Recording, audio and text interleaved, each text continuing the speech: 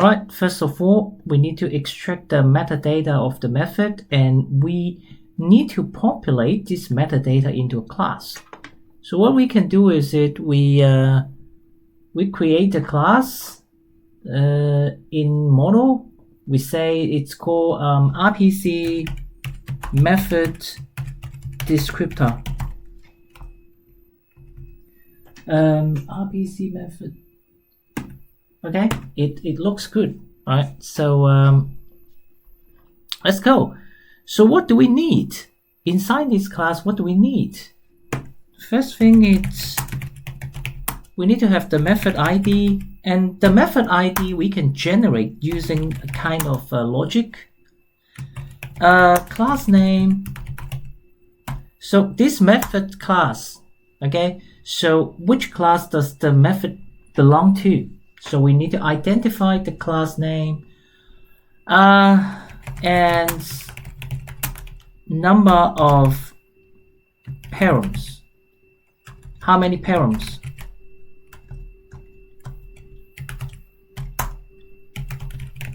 And method name. What's the name of this method? And parameter types. We need to have a list, strings. Okay. And we say parameter types. And this parameter types, it should be a full class. This type is this the name, this type is the class name of the type, and the class is the full class name, so including the package. And the next step is boolean. It has return value, so we need to know that if the method we are calling has the return value. And the last one is returns value, just the return value. Okay, our return value type. So what's the return value type of this method? It can be what type is it? It can be a string, integer, or any reference, any class. So we need to identify it. So this is the full class name. So this is the yeah. All right. So we can have a getter and setter method, right? So for all these fields, we need to give them getter setter, and then we generate the getter and setter. All right. So and then we can provide a static method to create the instance. Method descriptor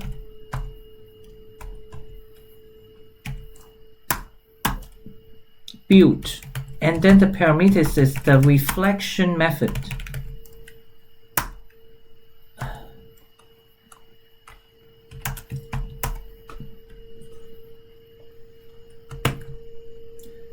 So this is a reflection method, reflect in the reflect package. Alright, so in the build method, we can new the method descriptor. Oh, we also need the empty constructor.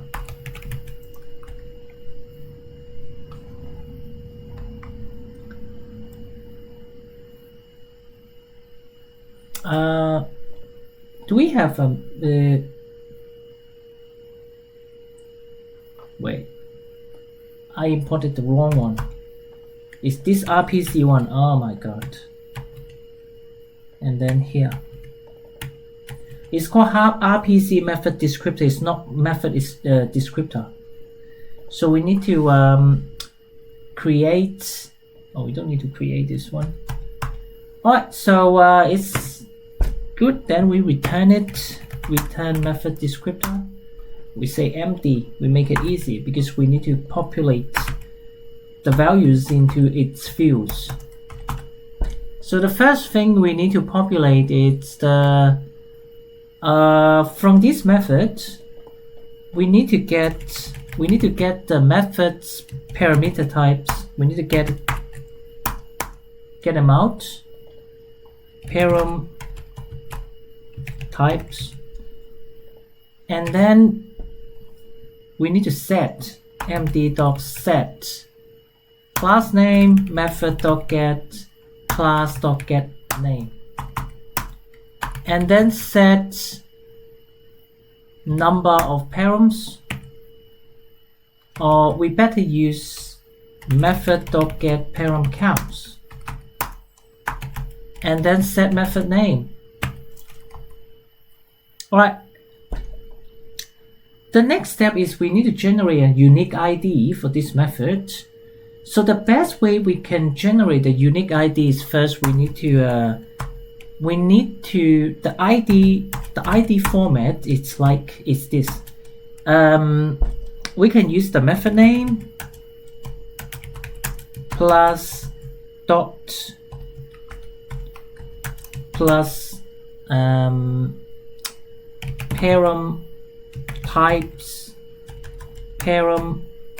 type name plus dot plus the return type name, and of course a simple name. Okay, so for example, what's a simple name? Let's say this is the name. If I say this is the name of RPC descriptor, the simple name is just RPC descriptor. This is the full class name, okay, including the package. And a simple name is just the name of the class, okay. All right, so we put a simple name for we join the method name with the param type name and the return type name, and then let's begin. So strings, we joined, we're using a dot to join them, and then first we need to get the method, we need to get the name, and then there's one more thing. We better put the param counts, how many params, and then plus dot. So we separate the items with the dot. Right? So string value of method dot get parameter counts. Alright, and the next step is, okay, we need to use an ID to get it. And the next step is we need to create a parameter types. We need to create parameter types. Type list. List string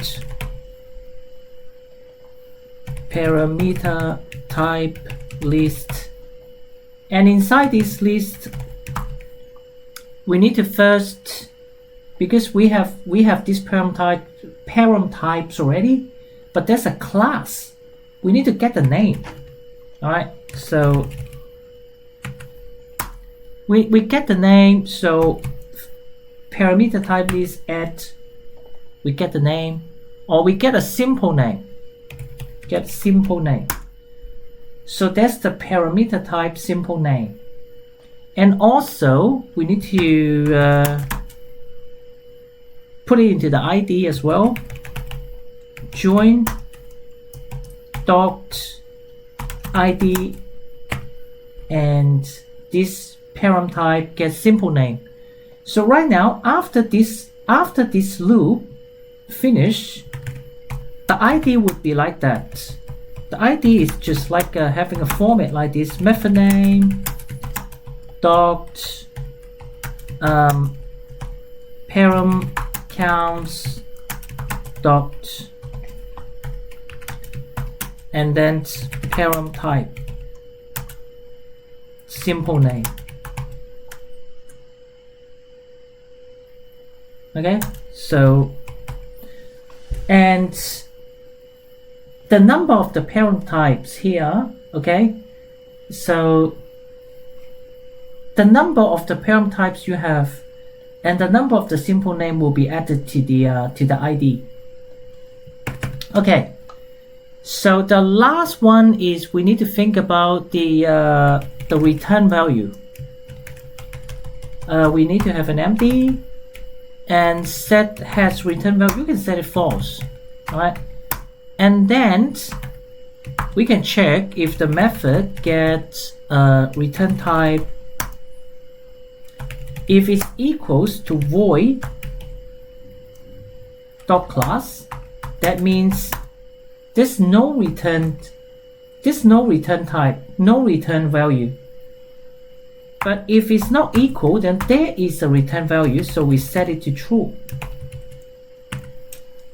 And then we need to append it to the ID again as well.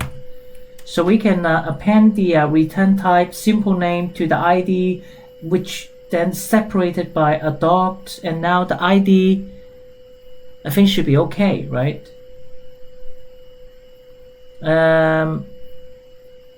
It should be fine right now. And also we need to do one more thing. md.set return value type. We can set it here, right? Oh, but we need to get a name, not simple name this time. In here, the return type should not be simple name. It should be a full class name. Here, the return value type. Okay, the full class name it's here. Okay, so now after we set the return value and the ID, and then eventually at the end we set the method ID.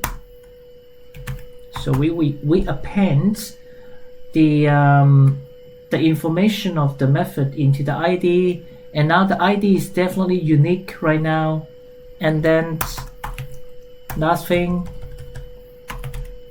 set parameter types, which is a list, and this list has already been populated in this loop. And now we have all the parent types in this list, and then we can set to the method descriptor, and then we return the method descriptor and it's done.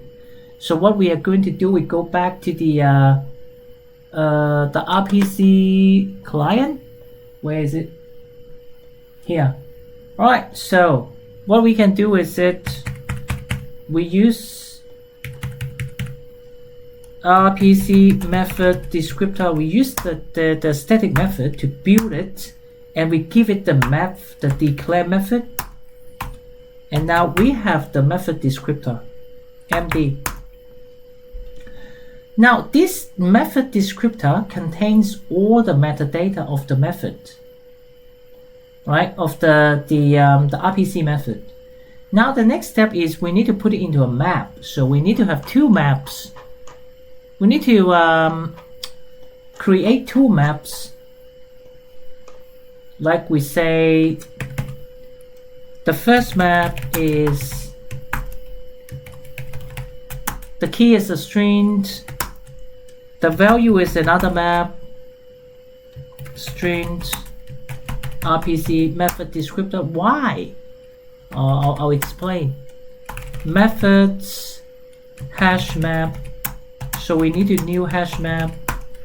Okay, we give it a hash map. Okay, and then we need to have a second map, string method. This method is a reflection method. So class methods map and other hash map. Alright, so now this map, the key, it's the full class name of the RPC implementation. So the class that implemented the remote service. And the map, the value is the map, and in the map the key is the method ID, the value is the RPC method descriptor. All right, let's see. So because when we scan this class, which is the implementation of the remote service or the implementation of the RPC interface, it can have multiple RPC methods. So that's why we need to have a second map to put the method ID as a key and the method descriptor as the meta information, the metadata, right? So it can have multiple methods marked as RPC. So that's what I mean, right? So that's why we need a map with another map inside. Now let's see. We need to populate the method meta information into the map. So now we can put that in like this. Is it called methods hash map compute if absent? And now the key is going to be a class. This is the class that we scan out. So this class, it's from the class list, and the class list is populated in the first loop. So this class, it's the class that implemented the remote service. Okay, so class.get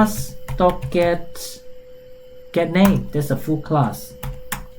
And if it's absent, if this key is absent, we need to new a hash map. So in either way, if it's absent or not, you get a map return, right? After you call this method, and then you have a map return. If the key is present, then return you the map. If this key is absent, then we new a hash map. We create a hash map, and then we put the method descriptor into the map. So this is the method, the md.get method ID and md itself. It's done. So the class name, full class name, and the map is another hash map. And in other hash map, we use the method ID as a key and the method descriptor, the RPC method descriptor as the value. All right. So this is the first map, and then we put this reflection method into a second map. Class method map, put method descriptor md get method ID as a key, and the method itself, the reflection method itself, a declare method as a value. Okay, completed. So after this method is called, all the RPC methods is well maintained into these two maps. So in the next step, when the RPC request arrived into this RPC client, we can analyze the request to find out which method is being called, needs to be called. All right. So right now we finished this one, and then the next step, it's we need to find a way to populate the client ID and the scan packages, these two private fields, from the annotation. We define an annotation somewhere here. So this annotation, we can give the values of to the client ID and base package when we use it on the Spring Boot application. So we need to populate this value into the RPC client. All right.